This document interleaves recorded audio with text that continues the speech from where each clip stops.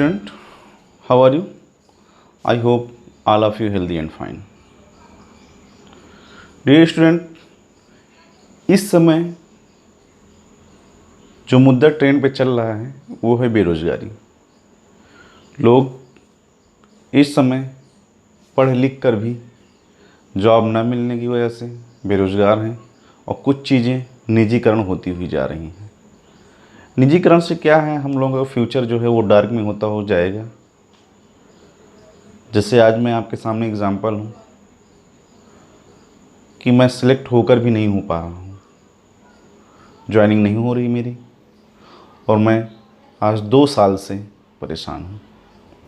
मतलब परेशान क्या, हर इंसान परेशान है, लेकिन कुछ कारणों की वजह से जैसे लोग पढ़ लिख कर भी बेरोज़गार बने हुए हैं, लेकिन जो हमारी सरकार है वो केवल मन की बात करती है। और मन की बात यूँ करती है कि वो अपने मन की बात करती है, आपके मन की बात नहीं करती। जिस दिन वो आपके मन की बात करने लगेगी उस दिन कोई भी शिक्षित युवक बेरोज़गार नहीं रहेगा। और बेरोज़गारी का मूल कारण है कि तानाशाही, अशिक्षित लोगों के हाथों में सरकार देना, जिनको रोज़गार से कोई मतलब नहीं है, जिनको मतलब है कि अपने कमाई से सारी कंपनियों को निजीकरण करते हुए जा रहे हैं। देखिए, आपका बीएसएनएल निजीकरण हो गया, रेलवे निजीकरण हो गया, बस स्टैंड निजीकरण होता जा रहा है, हॉस्पिटल निजीकरण हो गए हैं, टेलीकॉम कंपनियां जो हैं निजीकरण हो गई हैं, एयरपोर्ट बिक जा रहे हैं, निजीकरण होते जा रहे हैं, लाल किला तक निजीकरण हो गए हैं, सारी धरोहर, सारे एयरपोर्ट बिकते जा रहे हैं। तो हमें जॉब कहाँ मिलेगी? आखिर जॉब लेने के लिए भी तो कोई ना कोई सरकारी कंपनी चाहिए। और निजीकरण में क्या होगा कि जिसकी कंपनी वैसे लोग रखे जाएंगे, जितना निजीकरण होता हो उतना डोनेशन होगा, और डोनेशन मध्यम वर्ग के लोगों के पास कहाँ है? आइए, ये चर्चा तो बहुत बड़ी है, लेकिन हम लोग देखिए शुरू करते हैं आपके एक्सरसाइज 2.1 में।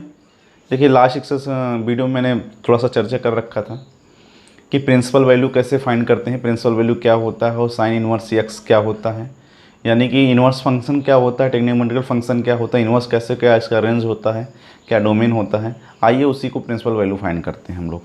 देखिए फर्स्ट क्वेश्चन है find the principal value of the following. First question है साइन इनवर्स 1/2। सॉल्यूशन देखते हैं। बी है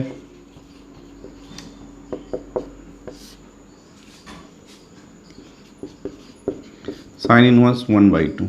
late sine inverse 1/2 equal to theta implies that sine theta equal to 1/2। अब साइन थीटा की वैल्यू पुट करते हैं, implies that sine theta equal to 1/2। 1/2 किसकी value है? π/3। π/3 किसकी वैल्यू है? π/6। π/6। So theta equal to π/6। अब ये चेक करते हैं कि ये साइन इनवर्स की प्रिंसिपल वैल्यू कहाँ पे बिलोंग करती है, इसकी रेंज क्या है। वी नो दैट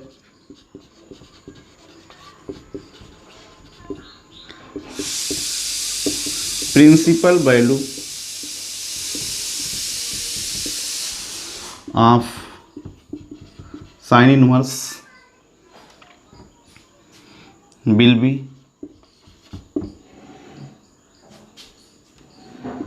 minus π/2 π/2, मतलब माइनस π/2 से π/2 बीच में था। That mean minus π/2 theta is greater than or equal to minus π/2 and less than or equal to π/2। मतलब जो थीटा होगा, जो थीटा की वैल्यू होगी वो किसके अंदर होगी? माइनस π/2 के अंदर और π/2 तक, इन दोनों के बीच में होनी चाहिए या दोनों के बराबर होनी चाहिए, किसी एक के। तो आप चेक करें π/6 क्या इसके बीच में आता है? Yes. So the principal value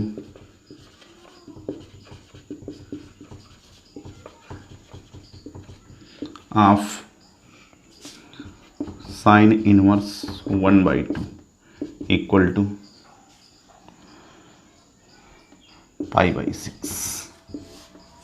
okay, next question देखते हैं। सेकंड क्वेश्चन में सेकंड देखते हैं। Solution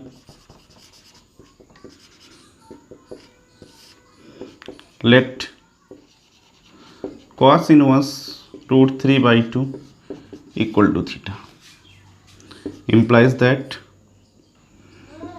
cos theta equal to √3/2। आप देखेंगे cos इनवर्स का जो रेंज होता है वो 0 to π होता है। we know that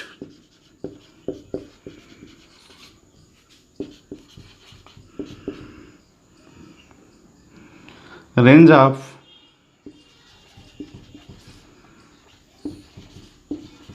cos inverse will be यहाँ पे 0 to π,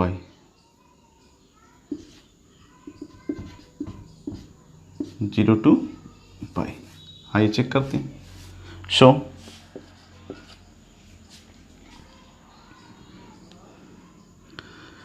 theta is greater than 0 and less than π। आइए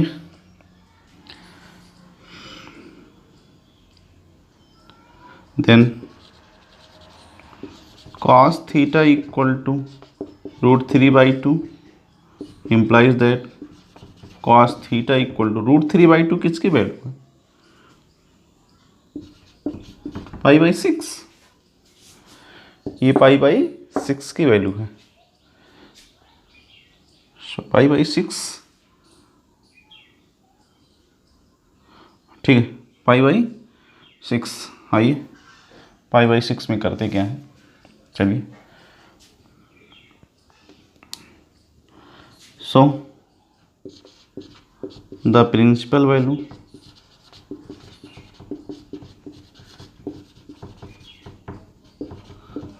of cos inverse √3/2 equal to π/6। आप देख रहे हैं π/6 जो है वो 0 और π के बीच में है ना। अगर है तो वही प्रिंसिपल वैल्यू है, अगर नहीं है तो आप चेंज करेंगे, उसे लाने की कोशिश करेंगे। और कॉस में कभी भी देखिए इसकी जो रेंज है वो निगेटिव नहीं है, इसमें निगेटिव वैल्यू नहीं ले सकते हैं। लेकिन साइन में, टेन में और कॉसेक में निगेटिव भी होती है उसकी रेंज, तो आप निगेटिव वैल्यू भी ले सकते हैं। ओके, नेक्स्ट थर्ड क्वेश्चन है कॉसेक इनवर्स 2। सॉल्यूशन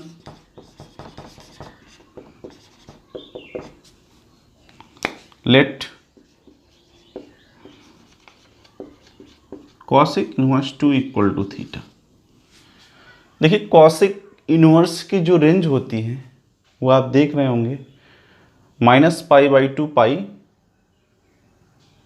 -0, यानी 0 डिग्री निकाल देते हैं इसमें से, क्योंकि 0 नहीं निकालेंगे तो इन्फाइनाइट हो जाएगा। इन्फाइनाइट जानते हैं, नॉट डिफाइंड, ठीक है। Implies that cos theta equal to cos theta equal to 2, sorry cosec theta equal to 2। we know that the range of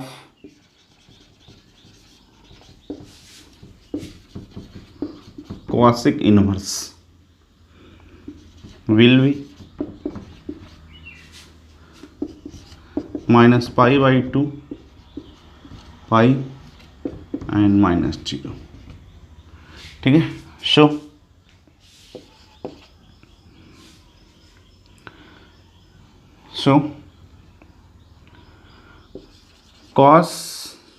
cosec theta equal to ये 2 कौन सा एंगल है? 2 मतलब साइन का 1/2, साइन का 1/2, और ये किसकी वैल्यू है? π/6 की, 30 की ना। चलिए, हेंस, और आप देख रहे हैं ये π/6 किस में बिलोंग कर रहा है? इसमें बिलोंग कर रहा है। जब बिलोंग कर रहा है तो ये प्रिंसिपल वैल्यू है। Hence the principal value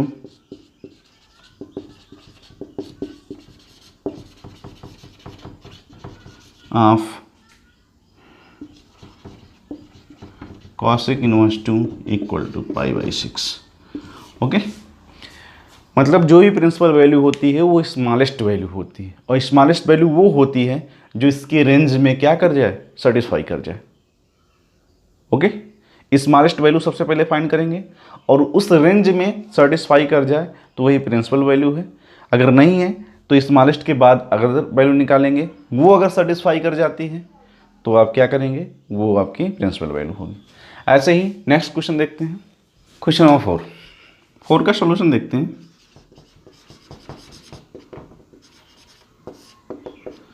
late tan inverse -√3 equal to theta. ठीक है, implies that tan theta equal to -√3. We know that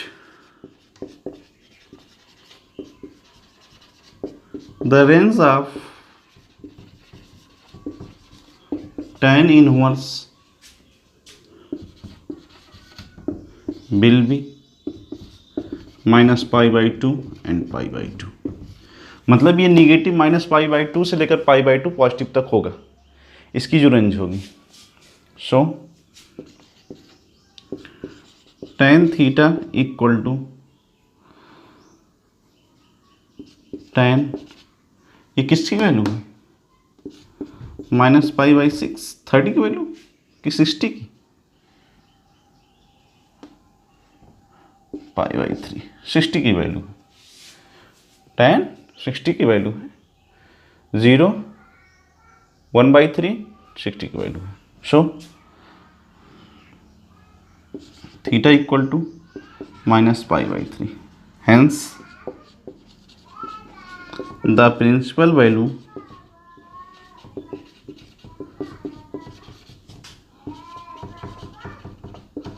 of tan inverse -√3 equal to -π/3। और आप चेक कर लेंगे -π/3 जो है वो -π/2 के अंदर ही बिलोंग कर रहा है, इसमें कर रहा है। अगर कर रहा तो ये प्रिंसिपल वैल्यू है, नहीं करेगा तो हम इसको पाई माइनस नहीं करेगा तो आप इसमें चेंज करेंगे किसी न किसी में और डायरेक्ट चेंज कर लेंगे। ठीक है, नेक्स्ट क्वेश्चन देखते हैं, question number 5, cos inverse -1/2। Solution, let cos inverse -1/2 equal to theta. ये थीटा मान के चलते हैं, ये बनेगा क्या आपका यहाँ पे cos theta equal to -1/2। We know that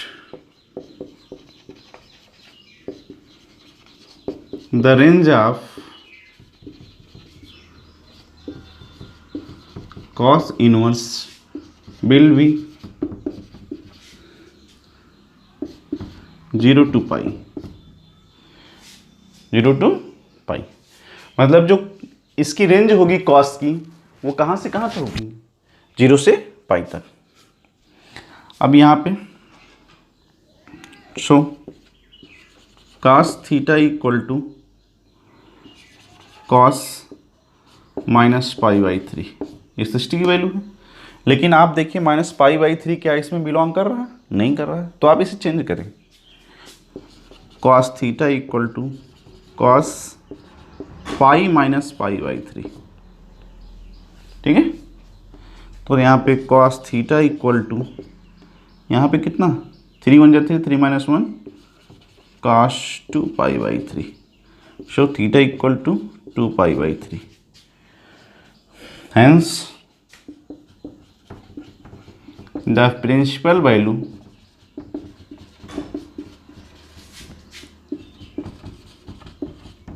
of cos inverse -1/2 equal to 2π/3। ये बात समझ में आ रही है? मैंने इसको क्यों चेंज किया, क्योंकि ये 0 से पाई तक है और इसमें निगेटिव एंगल नहीं है, और यहाँ प्रिंसिपल हुआ स्मॉलेस्ट वैल्यू क्या आ रही है, निगेटिव आ रही है। तो निगेटिव को हम किस में चेंज करेंगे, पॉजिटिव में। और क्या करते हैं पॉजिटिव में चेंज करने के लिए, पाई माइनस। हमेशा सबसे पहले एंगल चेंज करते हैं तो पाई माइनस में, पाई प्लस में नहीं, पाई माइनस। तो यहाँ पे pi minus pi by 3।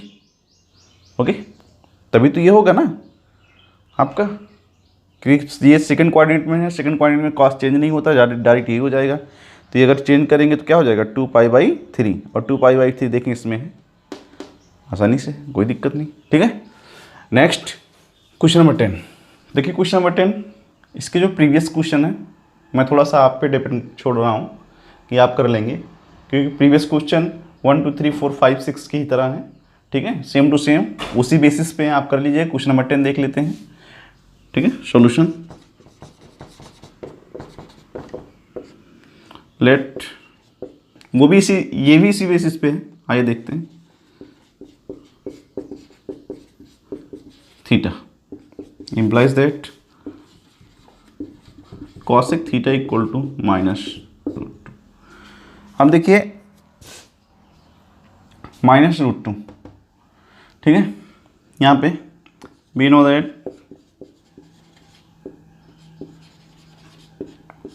the range of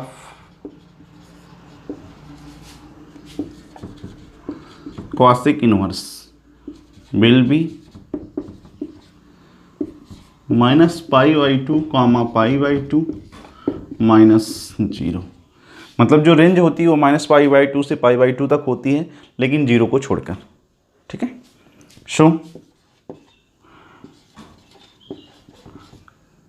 cosec theta equal to, यहाँ पे कॉसेक ये किसकी वैल्यू हो जाएगी, -π/4 की। So theta equal to -π/4, sorry ये π/4 है। ठीक है, और आप चेक कर रहे हैं π/4 क्या इसमें बिलोंग कर रहा है, यस। ठीक है, हेंस द प्रिंसिपल वैल्यू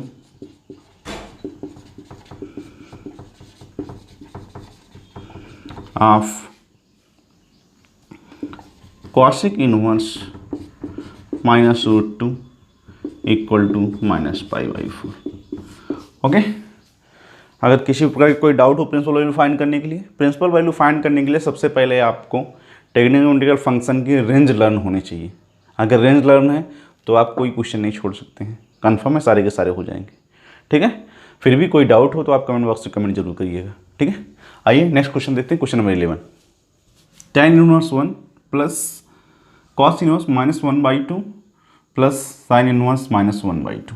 आइए, बी है tan inverse 1 plus cos inverse -1/2 plus sin inverse -1/2। देखिए tan, जो tan का जो रेंज होता है, मैं सभी का रेंज इधर लिख दे रहा हूँ। tan का जो रेंज होता है वो -π/2 से π/2 तक होता है। तो इसमें निगेटिव पॉजिटिव दोनों आ सकते हैं। इसकी मिनिमम वैल्यू क्या है आपकी, π/4 प्लस कॉस की जो रेंज होती है वो 0 to π होता है। इसमें निगेटिव वैल्यू नहीं आ सकती, इसे चेंज करेंगे हम लोग, इसे क्या राइट कर सकते हैं, cos इनवर्स यहाँ पे कितना -π/3 कर सकते हैं। ठीक है, और जो साइन की वैल्यू होती है वो -π/2 से π/2 तक होती है, उसकी डायरेक्ट वैल्यू पुट कर सकते हैं, इसकी भी राइट कर सकते हैं, कितना -π/6। ये 30 की वैल्यू है ना। चलिए आइए, π/4 इसको कन्वर्ट करते हैं, प्लस cos इनवर्स, यहाँ पे कन्वर्ट कैसे करेंगे, पाई माइनस, मैंने बता रखा आपको,